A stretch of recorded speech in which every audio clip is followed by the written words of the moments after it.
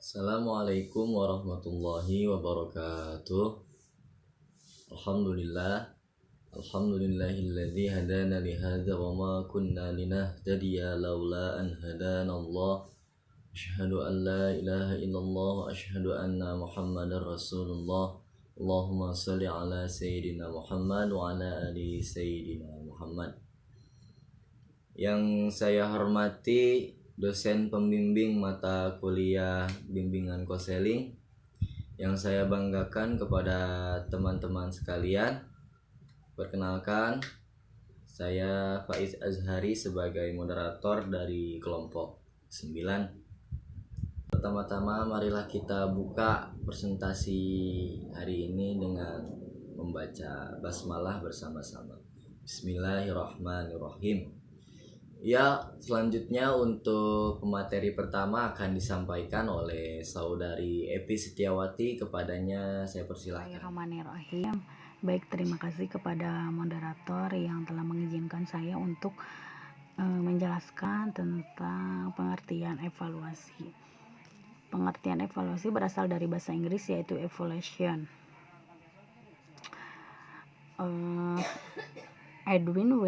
Edwin Wen dan Carl W.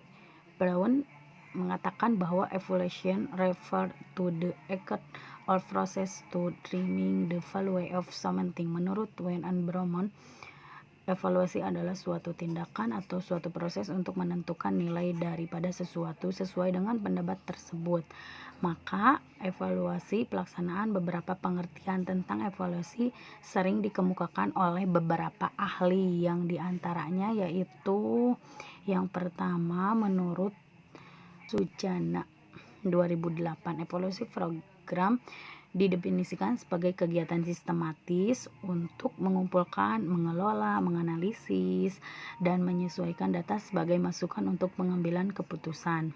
Nah, yang kedua yaitu pendapat Good yang dikutip oleh Jumhur dan Muhammad Surya. Evaluasi adalah proses menentukan atau mempertimbangkan nilai atau jumlah sesuatu melalui penilaian yang dilakukan dengan seksama. Ya, yang selanjutnya yaitu menurut Muhammad Surya dan Rahman Natawijaya.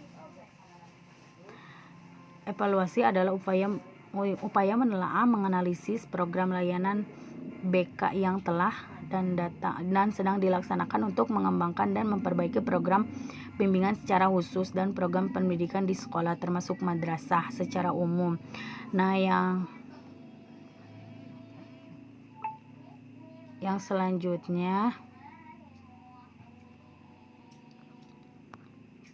selanjutnya yaitu tujuan dan fungsi evaluasi program layanan bimbingan konseling.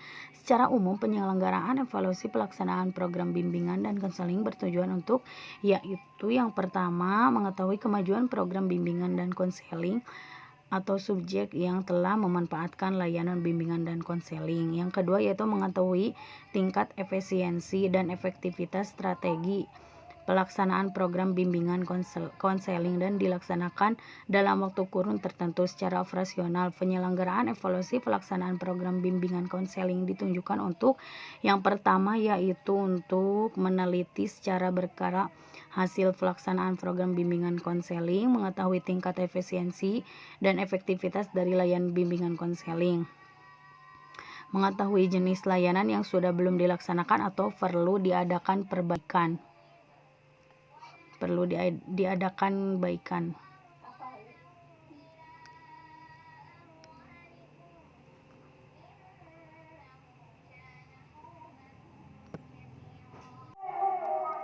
Adapun juga yang selanjutnya yaitu ada fungsi evaluasi program bimbingan dan konseling di sekolah, yaitu yang pertama memberikan umpan balik feedback kepada guru pembimbing konselor untuk memperbaiki atau mengembangkan program bimbingan dan konseling.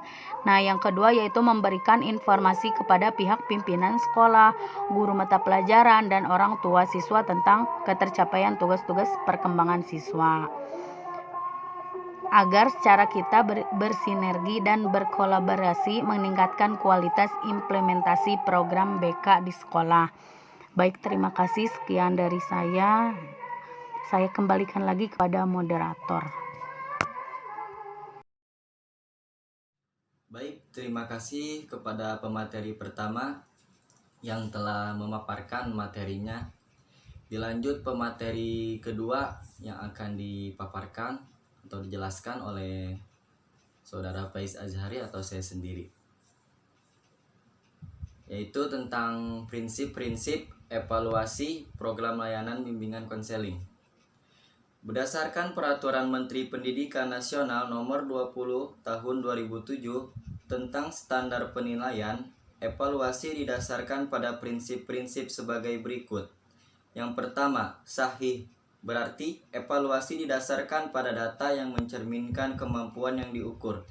Kedua, objektif, berarti evaluasi didasarkan pada prosedur dan kriteria yang jelas, tidak dipengaruhi subjektivitas penilai. Ketiga, adil, berarti evaluasi tidak menguntungkan atau merugikan peserta didik karena kebutuhan khusus serta perbedaan latar belakang agama, suku, budaya, adat istiadat, status sosial ekonomi, dan juga gender. Keempat, terpadu, berarti evaluasi merupakan salah satu komponen yang tak terpisahkan dari kegiatan pembelajaran. Kelima, terbuka, berarti prosedur evaluasi, kriteria evaluasi, dan dasar pengambilan keputusan dapat diketahui oleh pihak yang berkepentingan. Keenam, menyeluruh dan berkesinambungan, berarti evaluasi mencakup semua aspek kompetensi dengan menggunakan berbagai teknik penilaian yang sesuai untuk memantau perkembangan kemampuan peserta didik.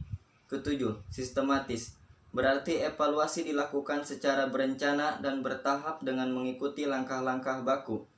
8. Beracun kriteria, berarti penilaian didasarkan pada ukuran pencapaian kompetensi yang ditetapkan. 9. Akuntabel, berarti evaluasi dapat dipertanggungjawabkan baik dari segi teknik, prosedur, maupun hasilnya. Yang selanjutnya itu kriteria. Kriteria evaluasi pelaksanaan program bimbingan dan konseling di sekolah, yaitu pertama, taraf keberhasilan siswa dalam belajar pada tingkat satuan pendidikan yang lebih tinggi. Kedua, perasaan puas dalam memangku jabatan di masyarakat. Ketiga, aspirasi yang realistik dalam menyusun rencana masa depan. Keempat, frekuensi pengungkapan masalah yang mengganggu ketenangan hidup siswa berkurang. Kelima, hasil belajar di sekolah atau madrasah lebih baik. Keenam, keterlibatan siswa dalam akademik meningkat. Ketujuh, jumlah siswa yang menimbulkan kasus problematika berkurang. 8. Lebih banyak siswa yang memanfaatkan layanan-layanan bimbingan yang disediakan sekolah dan madrasah, misalnya layanan konseling.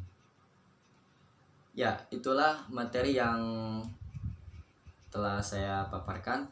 Dilanjut kepada pemateri ketiga yang akan dipaparkan oleh Saudara Dini Hidayanti. Kepadanya saya persilahkan. Baik, terima kasih kepada moderator yang telah mempersilahkan. Selanjutnya saya akan menyampaikan materi mengenai prosedur pelaksanaan evaluasi program bimbingan dan konseling di sekolah. Dalam mengadakan evaluasi terhadap pelaksanaan program bimbingan dan konseling di sekolah dapat melalui prosedur atau fase-fase di bawah ini. Yang pertama itu ada fase persiapan. Nah, pada fase persiapan ini terdiri dari kegiatan penyusunan kisi-kisi evaluasi. Dan dalam kegiatan penyusunan kisi-kisi evaluasi ini harus dilalui beberapa langkah-langkah. Di antaranya terdapat 5 langkah. Yang pertama ada penetapan aspek-aspek yang akan dievaluasi. Nah, apa saja sih aspek yang harus dievaluasi ini? Di antaranya ada penentuan dan perumusan masalah yang hendak dipecahkan. Kemudian ada program kegiatan bimbingan, personil atau ketenagaan, fasilitas teknik dan administrasi bimbingan, pembiayaan, partisipasi personil, serta proses kegiatan. Kemudian langkah yang kedua yaitu penetapan kriteria keberhasilan evaluasi. Langkah yang ketiga, penetapan alat-alat instrumen evaluasi. Di antaranya itu ada checklist observasi kegiatan, tes situasi, wawancara, dan angket. Kemudian langkah yang keempat itu penetapan prosedur evaluasi. Dan langkah yang kelima, penetapan tim penilaian atau evaluator. Nah, dalam penetapan tim penilaian ini yang harus menjadi atau yang bisa menjadi evaluator itu diantaranya ada ketua bimbingan dan konseling, bisa juga kepala sekolah, kemudian tim bimbingan dan konseling atau konselor. Selanjutnya fase yang kedua, yaitu fase persiapan alat atau instrumen evaluasi. Dalam fase kedua ini dilakukan dua kegiatan. Yang pertama itu memilih alat-alat atau instrumen evaluasi, dan yang kedua itu menggandakan alat-alat instrumen evaluasi yang akan digunakan. Selanjutnya fase yang ketiga yaitu pelaksanaan kegiatan evaluasi. Dalam fase pelaksanaan evaluasi ini, seorang evaluator harus mempersiapkan pelaksanaan kegiatan evaluasi dan melaksanakan kegiatan evaluasi sesuai dengan jadwal yang telah ditetapkan. Selanjutnya, yang keempat, fase menganalisis hasil evaluasi. Dalam fase analisis hasil evaluasi dan pengolahan data hasil evaluasi ini dilakukan mengacu pada jenis datanya. Di antaranya ada tabulasi data serta analisis hasil pengumpulan data melalui statistik atau non-statistik. Dan yang terakhir ada fase penafsiran atau interpretasi dan pelaporan hasil evaluasi.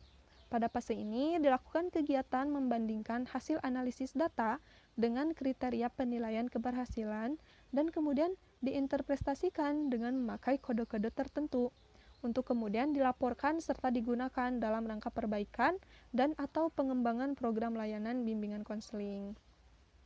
Selanjutnya itu terdapat langkah-langkah evaluasi program layanan bimbingan dan konseling.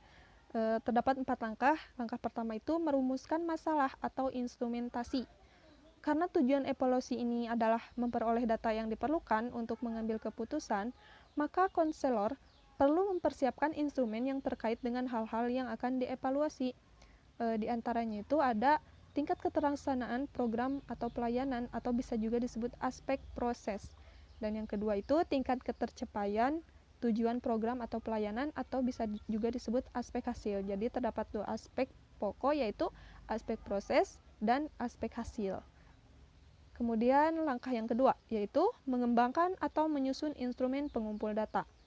Untuk memperoleh data yang diperlukan yaitu mengenai tingkat keterlaksanaan dan ketercapaian program, maka konselor perlu menyusun instrumen yang relevan dengan kedua aspek tersebut. Instrumen ini diantaranya yaitu inventory, angket, pedoman wawancara, dan studi dokumentasi. Selanjutnya langkah yang ketiga, yaitu mengumpulkan dan menganalisis data. Setelah data diperoleh, maka data itu dianalisis, yaitu menelaah tentang program apa saja yang telah dan belum dilaksanakan, serta tujuan mana saja yang telah dan belum tercapai. Dan yang terakhir, melakukan tindak lanjut atau follow up. Berdasarkan temuan yang diperoleh, maka dapat dilakukan kegiatan tindak lanjut. Pada kegiatan ini, melalui langkah-langkah memperbaiki hal-hal yang dipandang lemah, atau kurang tepat, atau kurang relevan dengan tujuan yang ingin dicapai, dan mengembangkan program dengan cara mengubah atau menambahkan beberapa hal yang dipandang dapat meningkatkan kualitas dan efektivitas program. Nah, mungkin sekian yang dapat saya sampaikan. Selanjutnya saya serahkan kembali kepada moderator. Baik, terima kasih kepada pemateri ketiga yang telah memaparkan materinya. Alhamdulillah, para pemateri telah menyampaikan materinya masing-masing. Saya akan tutup presentasi hari ini dengan membaca Alhamdulillah bersama-sama. Alhamdulillahirabbil alamin. Saya perwakilan dari kelompok 9 selaku moderator, saya mengucapkan minal aidin wal faidin, mohon maaf lahir dan batin. Dan tak lupa yang saya hormati Bapak dosen, mohon maaf apabila ada banyak kesalahan dalam menyampaikan atau memaparkan materi atau penjelasannya. Mohon maaf sebesar-besarnya. Wassalamualaikum warahmatullahi wabarakatuh.